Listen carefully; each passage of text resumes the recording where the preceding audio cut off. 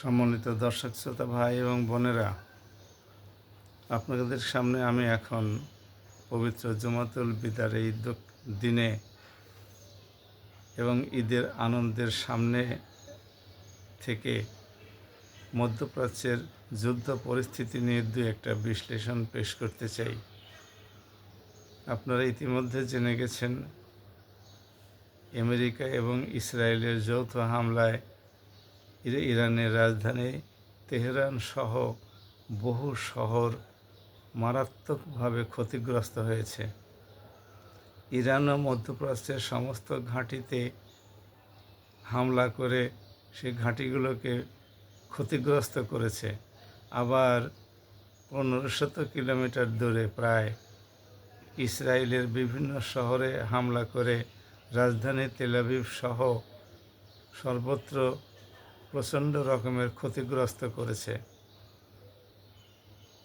Israel মধ্যপ্রাচ্যের একটি cancer রাষ্ট্র। এই রাষ্ট্রটি দক্ষিণ পূর্ব এশিয়ার ভারত এবং আমেরিকা, এই তিনটি রাষ্ট্র পৃথিবীতে যত সব যুদ্ধ বিগ্রহ লাগিয়ে রাখার জন্যে সবসময় কাজ করে থাকে। দক্ষিণ পূর্ব এশিয়াতে ভারত কাউকে স্বস্তিতে থাকতে দিতে চায় না। এই জন্যে তারা পাকিস্তান, শ্রীলঙ্কা, মালদ্বীপ, হিন্দু রাষ্ট্র নেপাল, ভুটান, এমনকি বাংলাদেশের সাথেও সুসম্পর্ক বজায় রাখতে পারে নাই। মায়ানমারের সাথেও তাদের সম্পর্ক ভালো নয়। চীনের সাথে তো কোনো সময়ই সম্পর্ক ভালো ছিল না। পাকিস্তান তো তাদের জানের দুশ্মন। তো এই আমেরিকা মধ্যপ্রাচ্যে নিজেই সংকট সৃষ্টি করে মধ্যপ্রাচ্যের মুসলিম দেশগুলোর নিরাপত্তা সংকট সৃষ্টি করে ওদেরকে বলতো যে আমরা তোমাদের নিরাপত্তা দেব, তোমাদের এখানে ঘাঁটি গাড়ার সুযোগ করে দাও। উদ্দেশ্য হচ্ছে পাকিস্তান পারমাণবিক শক্তিধর একমাত্র মুসলিম দেশ, একে চাপে রাখা, আর ওইদিকে ইসরায়েলকে প্রোটেকশন দেওয়া। মধ্যপ্রাচ্যের কোনো দেশ থেকে যাতে করে ইসরায়েলের উপরে যৌথভাবে কোনো হামলা বা এককভাবে কোনো হামলা না হয় সেটা প্রতিরোধ করা এবং এদেরকে কনভিন্স করে, এদেরকে ধমক দিয়ে, এদেরকে প্রতারণা করে, ষড়যন্ত্র করে এদেরকে ঠেকিয়ে রাখা।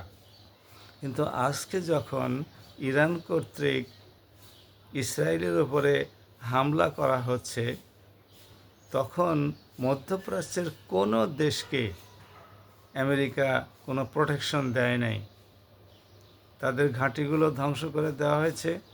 মধ্যপ্রাচ্যের মুসলিম দেশগুলোতে ইরান উপর্যুপরি হামলা করে আবাসিক অনাবাসিক আমেরিকান যে বিমান ঘাঁটি বা রাডার স্টেশন, এ সমস্তগুলো ধ্বংস করার পাশাপাশি মধ্যপ্রাচ্যের দেশগুলোর জনগণের অবকাঠামোগুলোর উপরেও হামলা চালিয়ে সেগুলো ধ্বংস করা হচ্ছে, তাদের সার্বভৌমত্ব লঙ্ঘন করা হচ্ছে। অথচ এখান থেকে সমস্ত নিরাপত্তা ব্যবস্থা, বিমান বলুন, রাডার বলুন, স্যাটেলাইট বলুন, আর্লি ওয়ার্নিং সিস্টেম বলুন, সবগুলো তারা শিফট করে নিয়ে ইসরায়েলে চলে গেছে, যাতে করে ইসরায়েলের নিরাপত্তা নিশ্ছিদ্র করা যায়। তাহলে এখন মধ্যপ্রাচ্যের এই রাষ্ট্রগুলোর মনে এই প্রশ্ন কি দেখা দেওয়া উচিত নয় যে আমেরিকা আসলে মধ্যপ্রাচ্যে এসেছিল ইসরায়েলকে প্রোটেকশন দেওয়ার জন্যে, ডিফেন্স দেওয়ার জন্যে, ইসরায়েলের সুরক্ষার জন্যে, তাদের সুরক্ষার জন্যে নয়।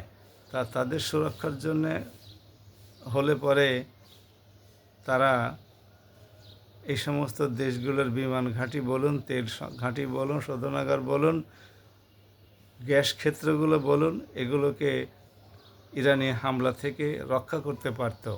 বরং তারা এখান থেকে গিয়ে ইসরায়েলের তেল ক্ষেত্র, তেল আবিব বিমানবন্দর, হাইফা বন্দর,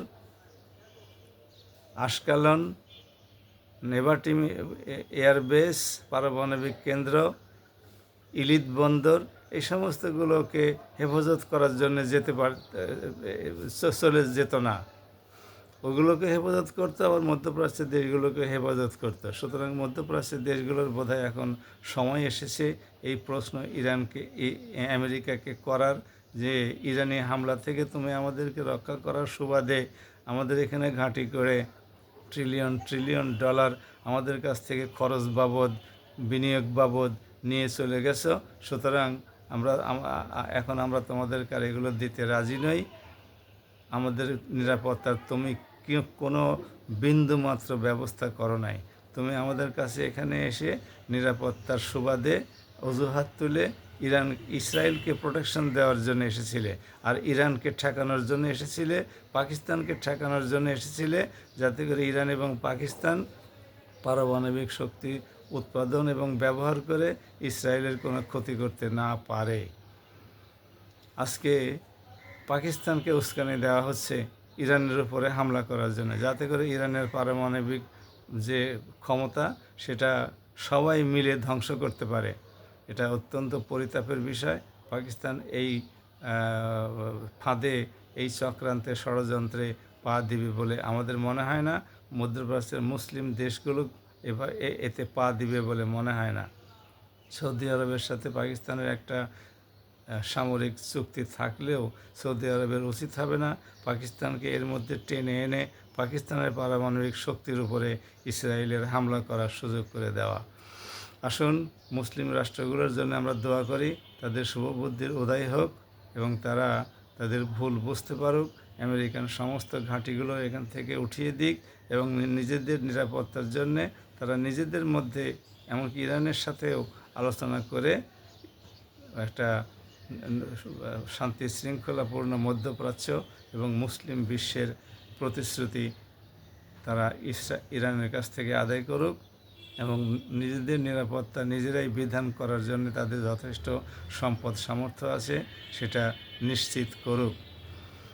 আল্লাহ আমাদের মুসলিম বিশ্বকে এবং শাসকবর্গকে ঐক্যবদ্ধ থাকার তৌফিক দান করুন, তাদেরকে সহি বুঝ দান করুন, যেন তারা আল্লাহর কালামের প্রতি বিশ্বাসী হয়।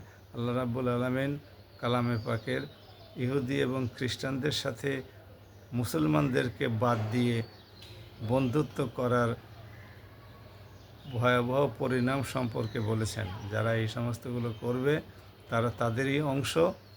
তার মানে ওই সমস্ত মুসলমানরা হবে ইহুদি এবং খ্রিস্টানদের অংশ, আর ইহুদি এবং খ্রিস্টানরা তো আল্লাহর দুশমন, মুশরিকরা আল্লাহর দুশমন। তাহলে মুসলমানদের কি উচিত হবে আল্লাহর দুশমন সম্পদের মোহে পড়ে, সম্পদের গরিমায় আল্লাহর দুশমনে পরিণত হওয়া? কখনোই উচিত হবে না। সুতরাং আসুন তাদেরকে আল্লাহ যেন সহি বুঝ দান করেন। এই জন্য আজকের পবিত্র জুমায় আমরা সবাই মসজিদে মসজিদে দোয়া করি। আর কাতারের বা অন্যান্য দেশের যে সমস্ত গ্যাস এবং তেল স্থাপনায় হামলা করা হয়েছে, এতে বাংলাদেশ মারাত্মক রূপে ক্ষতিগ্রস্ত হবে। কারণ আমাদের দেশের অধিকাংশ সিএনজির আমদানি করতে হয় কাতার থেকে। যদি কাতারের গ্যাস ক্ষেত্র দীর্ঘদিন বন্ধ থাকে এবং মেরামত করতে পর্যাপ্ত সময় লাগে, তাহলে বাংলাদেশে এলএনজি গ্যাস, তেল এগুলোর আমদানি বন্ধ হয়ে যাবে। ফলে বাংলাদেশ গ্যাস সংকটে, তেল সংকটে পড়বে। আমাদের উৎপাদন খাত, পরিবহন খাত, গৃহস্থালী খাত এগুলো সবই ক্ষতিগ্রস্ত হবে। আমাদের শ্রমিকরা মধ্যপ্রাচ্যের দেশগুলো থেকে ফিরে আসতে বাধ্য হবে। আমরা এই বিপুল চাপ সামলাতে সক্ষম হব না। সব মিলিয়ে আল্লাহ রাব্বুল আলামিনের কাছে আজকে এই পবিত্র জুমাতুল বিদার দিনে আসুন দোয়া করি যেন আল্লাহ আমাদেরকে হেফাজত করেন, মুসলিম বিশ্বকে হেফাজত করেন। সবাই ভালো থাকুন। আসসালামু আলাইকুম ওয়া রাহমাতুল্লাহ।